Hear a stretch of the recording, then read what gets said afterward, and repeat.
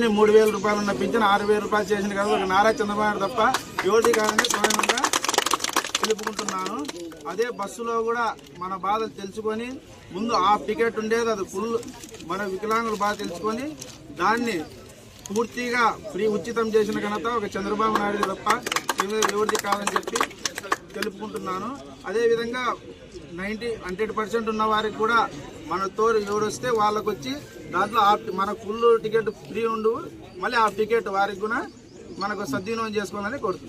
ప్రభుత్వం వచ్చిన తర్వాత పెన్షన్లు పెంచిందే కాకుండా దివ్యాంగులందరికీ కూడా ఫ్రీ ప్రయాణం కూడా ఈరోజు సార్ ఇచ్చిందని కూడా చాలా సంతోషంగా ఉంది.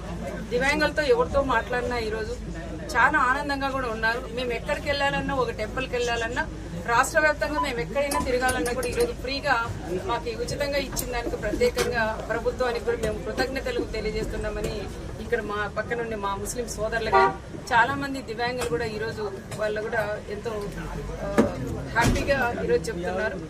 ఒకరోజు మాకు రంజాన్ ఉగాది ముందుగానే మాకు పండుగలు వచ్చినంత సంతోషంగా ఉందమ్మా అని కూడా చెప్తున్నారు. వాళ్ళకి వచ్చిన డబ్బులు కూడా ఈరోజు ఆదా చేస్తారు. కేవలం 4,000 రూపాయలు, 6,000 రూపాయలు, 10,000, 15,000 రూపాయలు మాకు పెన్షన్లు కూడా వస్తున్నాయి. విడతలు అంటే రకరకాలుగా దివ్యాంగులు ఉండడం వల్ల ఈరోజు మేము బయటికి పోతే కూడా ఆ డబ్బులు కూడా ఖర్చు అయ్యే పరిస్థితి ఉంది. ఇప్పుడు ఆ డబ్బులు కూడా మాకు ఆదా అవుతున్నాయని కూడా కొంతమంది చాలా మంది సంతోషపడతారు. ఇదే కాకుండా దివ్యాంగులు ఎవరైతే ఆఫీసర్లు ఉన్నారో, ఉద్యోగస్తులు కూడా చాలా మంది దివ్యాంగులు కూడా ఉన్నారు. వాళ్ళు కూడా డబ్బులు ఖర్చు పెట్టుకోకుండా మహిళలు అయితే ఉచితంగా ప్రయాణం చేస్తున్నారు. అదేవిధంగా దివ్యాంగులు కూడా ఈరోజు మన మగవాళ్ళు అంటే జెంట్స్ కి సంబంధించిన వాళ్ళు కూడా ఈరోజు ఫ్రీగా మన ప్రయాణం కూడా చేస్తున్నాం.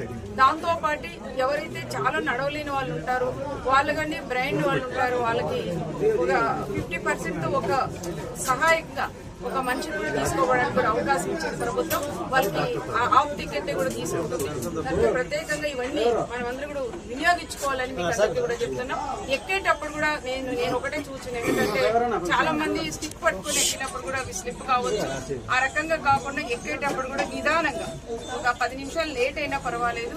నేను ఒక బస్సు డ్రైవర్ కి మీరు కూడా మేము చెప్తాం, ఎక్కేటప్పుడు మాత్రం చాలా జాగ్రత్తగా ఎక్కి మీ సీట్లో మీరు కూర్చొని ప్రయాణం కూడా తిరిగి మళ్ళీ మీరు ఇల్లుకు చేరుకోవాలని ప్రత్యేకంగా వాళ్ళందరికీ కూడా దివ్యాంగులందరికీ కూడా నేను తెలియజేసుకుంటే ఏది ఏమైనా కూటమి ప్రభుత్వానికి గౌరవ చంద్రబాబు నాయుడు గారికి మేమందరం కూడా ధన్యవాదాలు కూడా నేను తెలియజేస్తాను.